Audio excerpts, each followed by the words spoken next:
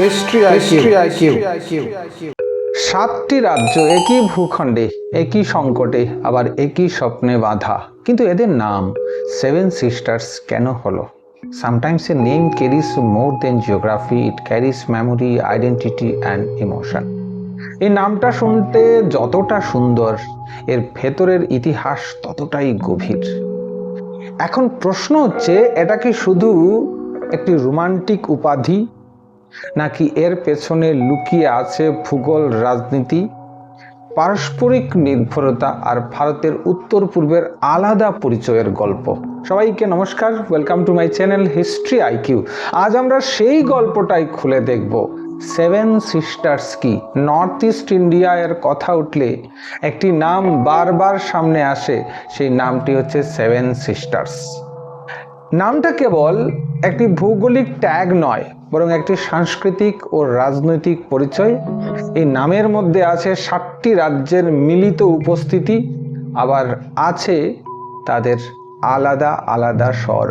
আর ঠিক এই কারণেই সেভেন সিস্টার্স নামটি এত জনপ্রিয়, এত শক্তিশালী এবং এত আলোচিত। প্রথমে বোঝা দরকার এই 7টি রাজ্য কোনগুলি। সাধারণভাবে সেভেন সিস্টার্স বলতে বোঝানো হয় আসাম, অরুণাচল প্রদেশ, মণিপুর, মেঘালয়, মিজোরাম, নাগাল্যান্ড এবং ত্রিপুরা। এই 7টি রাজ্য একসঙ্গে উত্তর পূর্ব ভারতের মূল ভৌগোলিক ও রাজনৈতিক পরিচয় তৈরি করে। তো এখানে একটি গুরুত্বপূর্ণ বিষয় আছে। আজকের দিনে উত্তর পূর্ব ভারতের মানচিত্রে সিকিমকেও প্রায় একই বৃহত্তর আঞ্চলিক আলোচনার অন্তর্ভুক্ত করা হয় এবং অনেক সময় তাকে রূপকভাবে লিটল ব্রাদারও বলা হয়। যাই হোক, লিটল ব্রাদার কেন বলা হয় সেটা পরবর্তী সময়ে আলোচনা করব।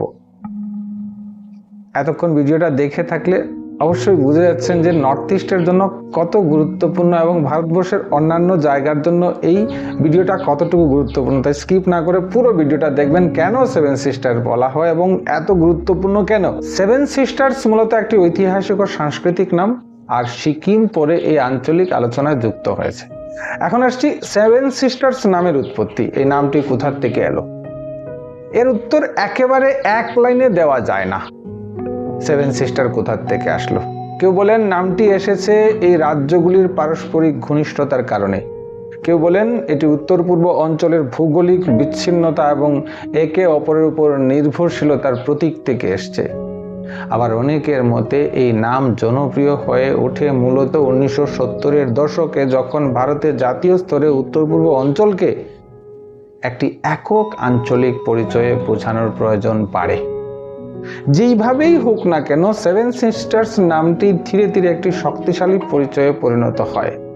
Names are never just words, they shape how reasons are remembered.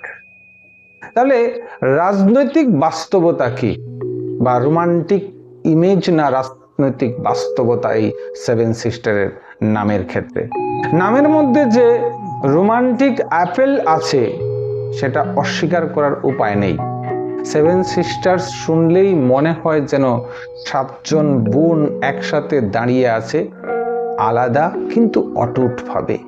একটি পারিবারিক, আত্মীয়তামূলক, আবেগঘন উপমা অঞ্চলটিকে মানুষের চোখে বেশি গ্রহণযোগ্য করে তোলে। কিন্তু এই রোমান্টিকতার পেছনের রাজনৈতিক বাস্তবতাও রয়েছে, কারণ উত্তর পূর্ব ভারতের এই 7 রাজ্য কখনো শুধু সাংস্কৃতিকভাবে যুক্ত ছিল না, তাদের সংযোগ ছিল নিরাপত্তা, যোগাযোগ, প্রশাসন এবং সীমান্ত নীতির প্রশ্নেও। এবার আসছি ভূগোলের ভূমিকা। ভূগোল এখানে সবচেয়ে বড় ভূমিকা পালন করে। এই 7টি রাজ্য ভারতের মূল ভূখণ্ড থেকে আলাদা হয়ে দাঁড়িয়ে আছে এক সংকীর্ণ করিডোরের মাধ্যমে। তাদের চারপাশে পাহাড়, বন, নদী, সীমান্ত আর আন্তর্জাতিক প্রতিবেশ। এমন ভূগোল মানুষের জীবনকে আলাদা করে দেয়। পথ, বাজার, হাসপাতাল, শিক্ষা, সামরিক চলাচল, পণ্য পরিবহন সবকিছুর উপর ভূগোলের প্রভাব পড়ে। ফলে এই রাজ্যগুলি একে অপরের উপর নির্ভরশীল হয়ে পড়ে। আর এই নির্ভরশীলতা শুধু অর্থনৈতিক নয়, এটা আবেগেরও। কারণ যখন কোনো অঞ্চল মূলধারার দেশজ জীবনে প্রান্তিক হয়ে পড়ে তখন কাছের প্রতিবেশীর সঙ্গে বন্ধন আরো গুরুত্বপূর্ণ হয়ে ওঠে। একটি আঞ্চলিক আত্মীয়তা সেভেন সিস্টার্স নামের মধ্যে তাই শুধু 7টি রাজ্যের তালিকা নেই, আছে এক ধরনের আঞ্চলিক আত্মীয়তা। একটি রাজ্যের সমস্যা অন্য রাজ্যের সমস্যায় প্রভাব ফেলে। একটি সড়ক বন্ধ হলে পুরো অঞ্চলের উপর প্রভাব পড়ে। একটি রাজনৈতিক অস্থিরতা শুধু এক রাজ্যের সীমাবদ্ধ থাকে না, তার ঢেউ ছড়িয়ে পড়ে চারপাশে। Geography connected them, shared struggle United them.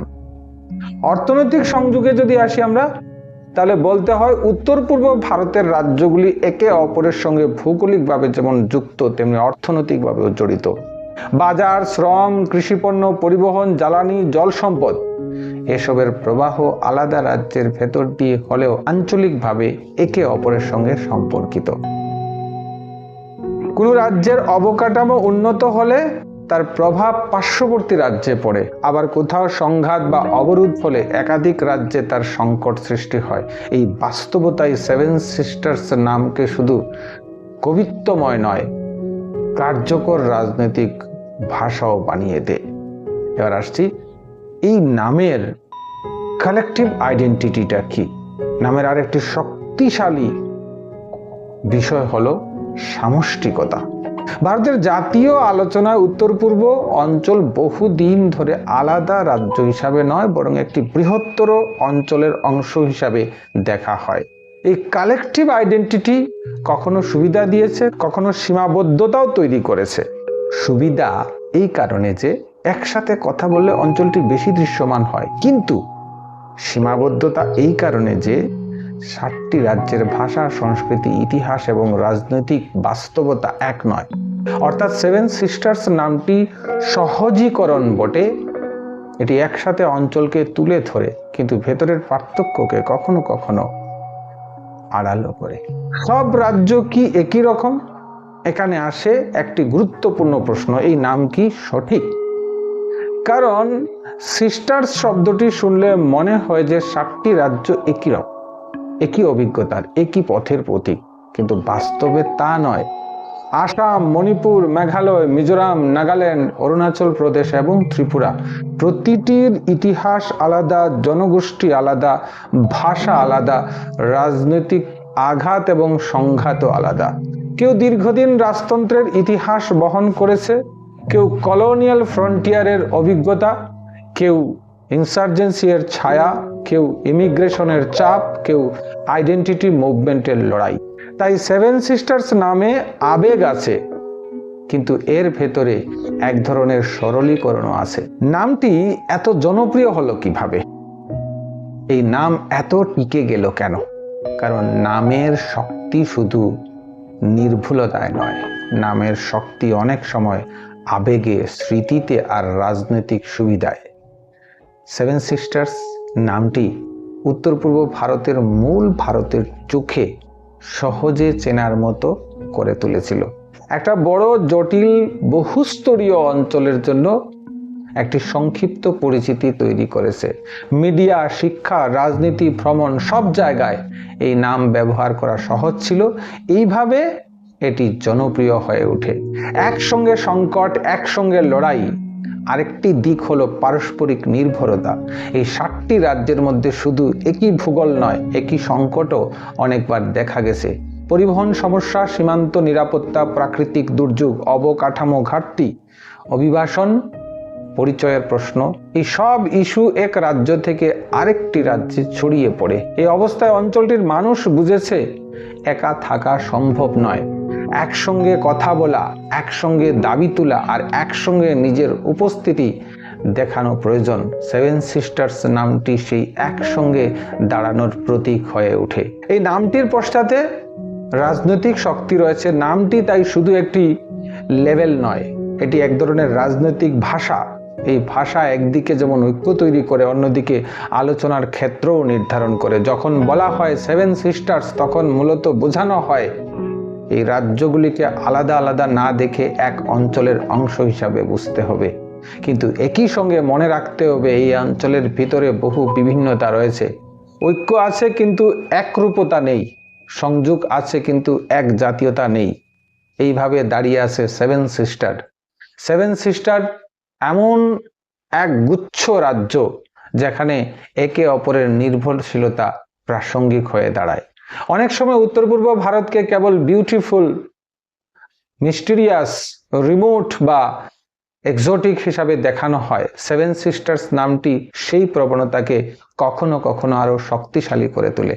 কিন্তু বাস্তব উত্তর পূর্ব শুধু সুন্দর নয়, এটি রাজনৈতিকভাবে জটিল, ঐতিহাসিকভাবে গভীর এবং বহুবার বঞ্চিত। তাই এই নাম ব্যবহার করতে গিয়ে তার মানবিক এবং রাজনৈতিক গভীরতাও মনে রাখতে হবে। সবশেষে বলা যায় সেভেন সিস্টার্স নামটি এসেছে একসঙ্গে থাকা 7টি রাজ্যের বাস্তবতা থেকে, কিন্তু টিকে গেছে মানুষের কল্পনা, আবেগ আর রাজনৈতিক প্রয়োজনের কারণে। এটি উত্তর পূর্ব ভারতের একটি সহজ পরিচিতি, কিন্তু সেই পরিচয়ের ভেতরে আছে একাধিক ইতিহাস, একাধিক ভাষা, একাধিক লড়াই। নামটা যতই সুন্দর হোক, এর ভেতরকার বাস্তবতা আরো বড়। সেভেন সিস্টার্স মানে শুধু 7টি রাজ্য নয়, এর মানে 7টি ইতিহাস, 7টি অভিজ্ঞতা, 7টি কণ্ঠ আর একটি আঞ্চলিক আত্মপরিচয়। এবং সেই আত্মপরিচয় আজও ভারতের মানচিত্রে সবচেয়ে বড় এক গল্প বলে, আর সেই গল্প হচ্ছে সেভেন সিস্টার্স। তাই সেভেন সিস্টার্স কেবল একটি ভৌগোলিক উপাধি নয়, এটি উত্তর পূর্ব ভারতের ঐক্য, জটিলতা এবং আলাদা পরিচয়ের এক প্রতীক। এর মধ্যে আছে সৌন্দর্য, রাজনীতি, ইতিহাস আর ভবিষ্যতের সম্ভাবনা।